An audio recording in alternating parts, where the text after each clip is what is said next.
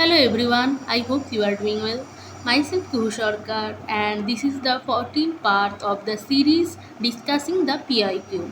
So as you know that I had started a series where I talked about the PIQ and try to explain it in my own way. So in this PDF there are given the explanation and I try to explain it. So I had already completed 13th part and this is the 14th. This is the question paper of December 2010. I had already completed 25 questions and today I am going to start with 26. Question number 26. So, in a letter to his brother George in September 1819, John Keats has this to say about a fellow romantic poet. Who is he? You have to answer. And what he said, he describes what he sees, I describe what I imagine. So he said that about the romantic poet that he described what he sees and I describe what I imagine. Mine is the hardest task, mean I am better than him. So he talked about it about Byron.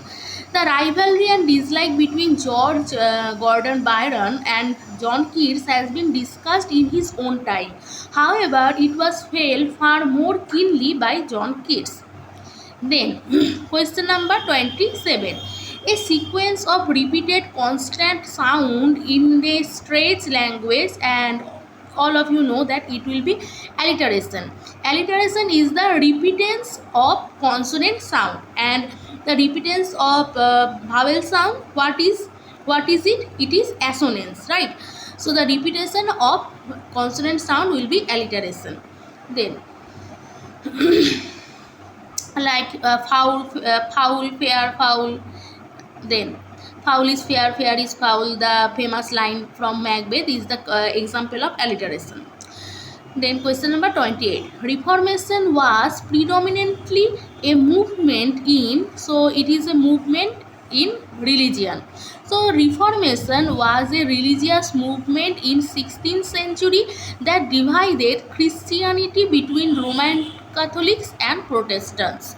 So the Reformation was a religious movement in 16th century that divided Christianity between Roman Catholics and Protestant. Then the motto "Only Connect" is taken from, so it is taken from E.M. Foster's Howard's End. Only Connect. So Howard's End. So this question is also a repeated question. In previous year question also we see this same question.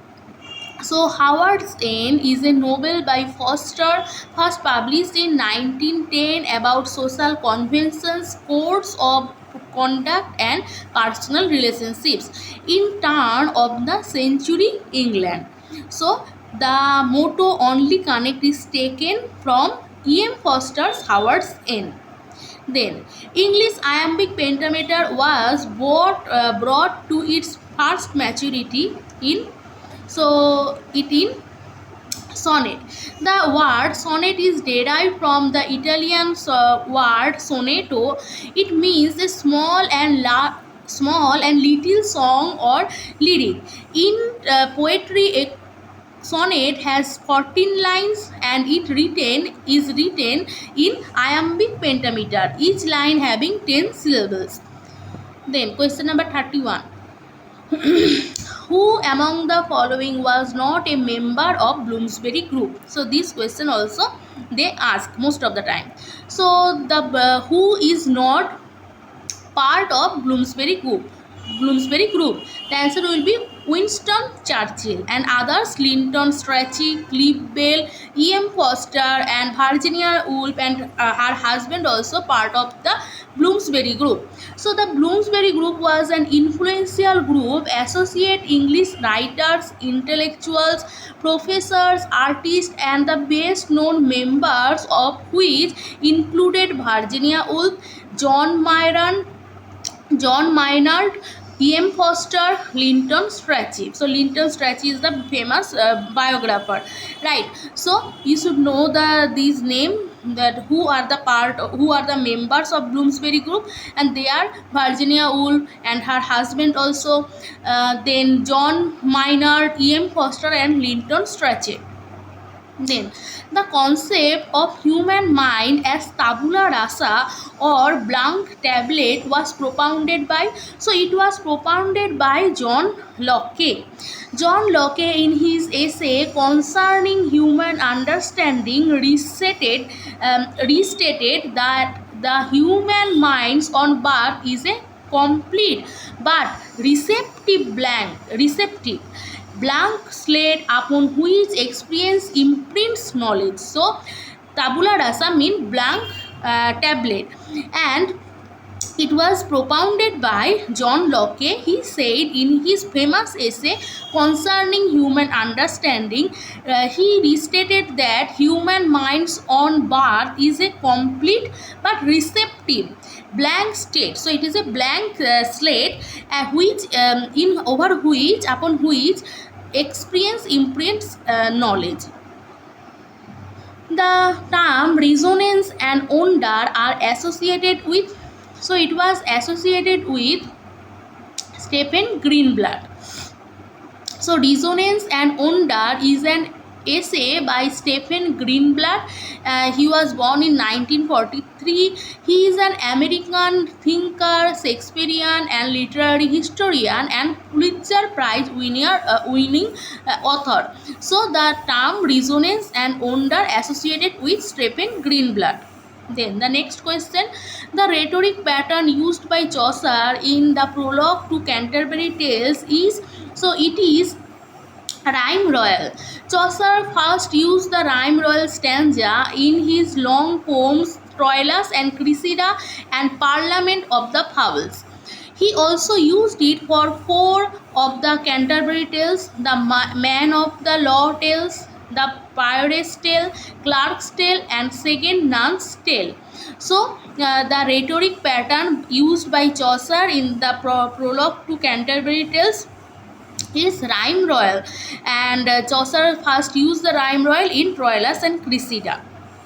Then Charles Darwin, Origin of Species, it was published, so it was published in 1859. If you watch my previous videos, you can see that this publication date is always asked, and there are many questions when they ask that pick out the name of the text where which text published in the same year.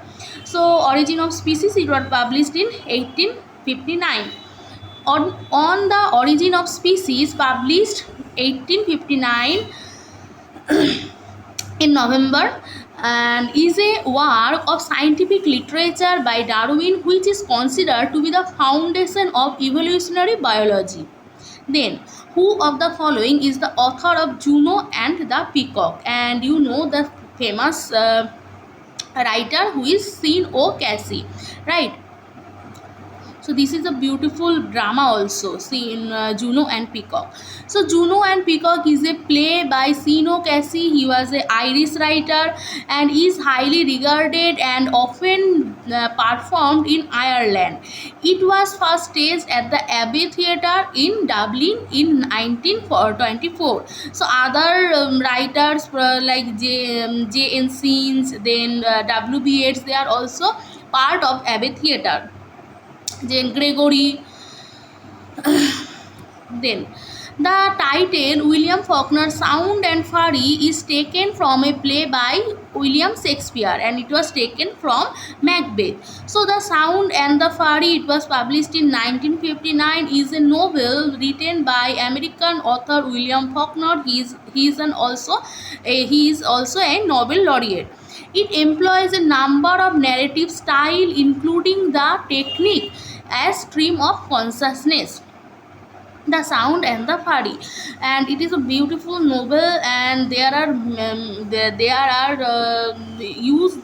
these texts use the narrative technique of stream of consciousness, and the title is taken from Macbeth.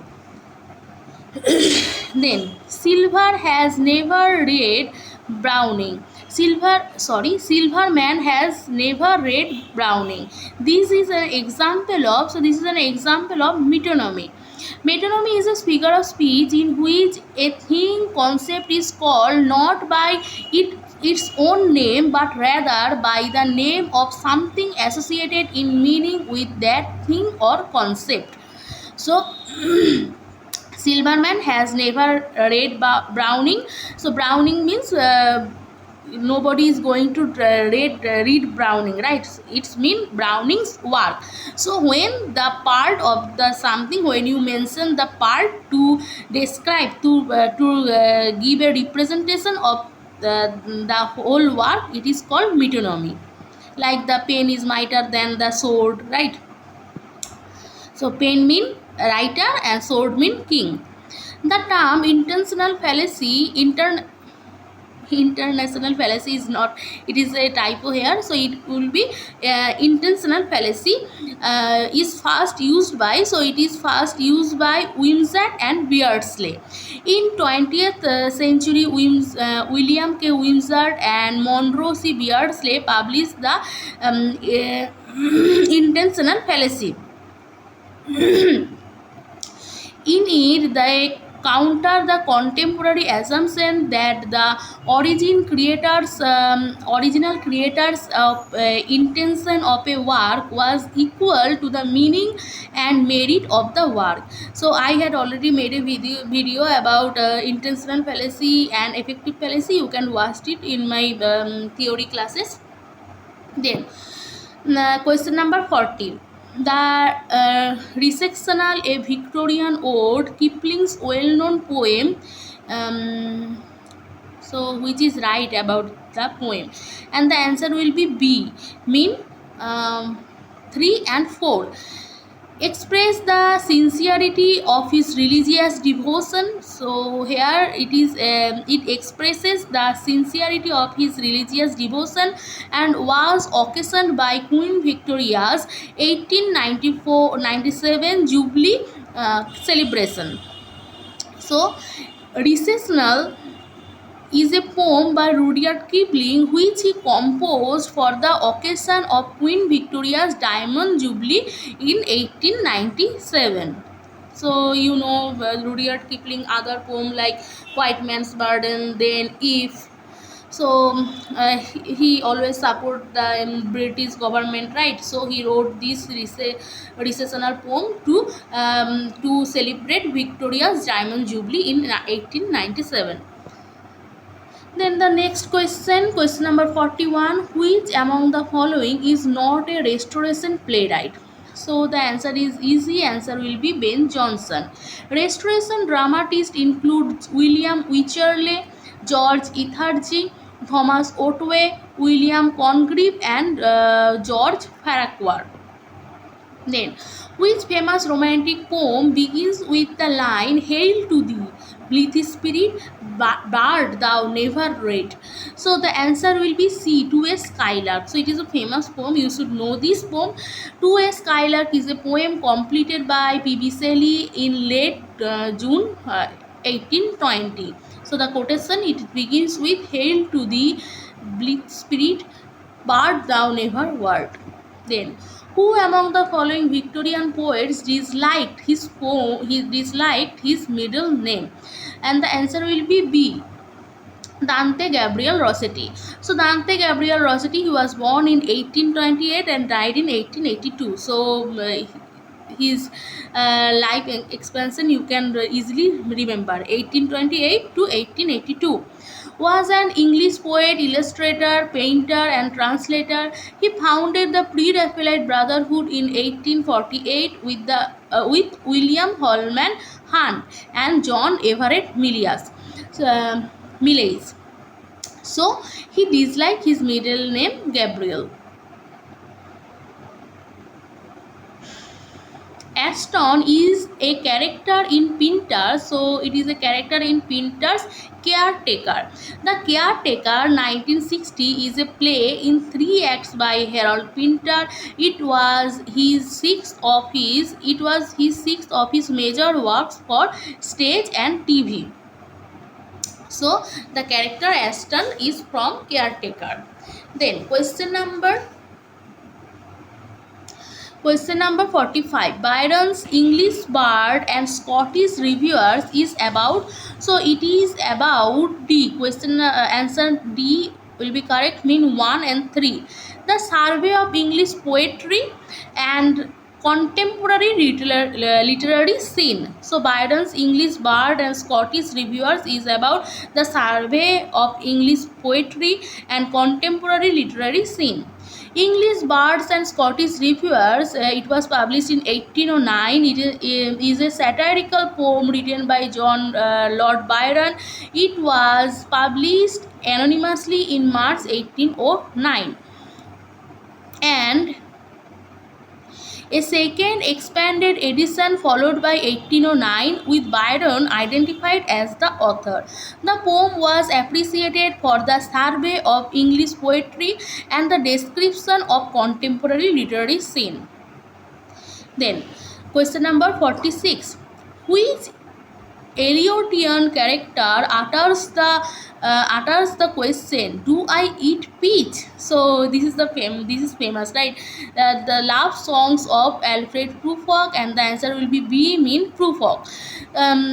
It was published in 1915 by Eliot, published in the issue of Poetry, a magazine of verse at the instigation of Ezra Pound, and it was published in 1880.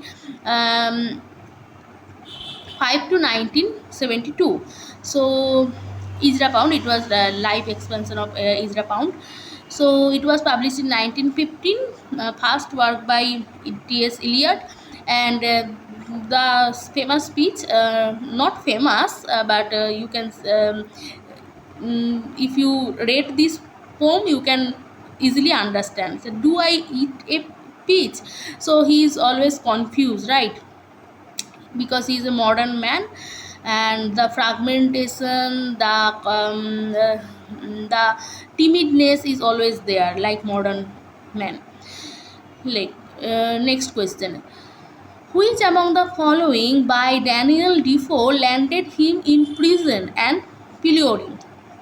And the answer will be C, The Shortest Way with Dissenters. The Shortest Way with Dissenters is a pamphlet by Daniel Defoe, first published in 1702.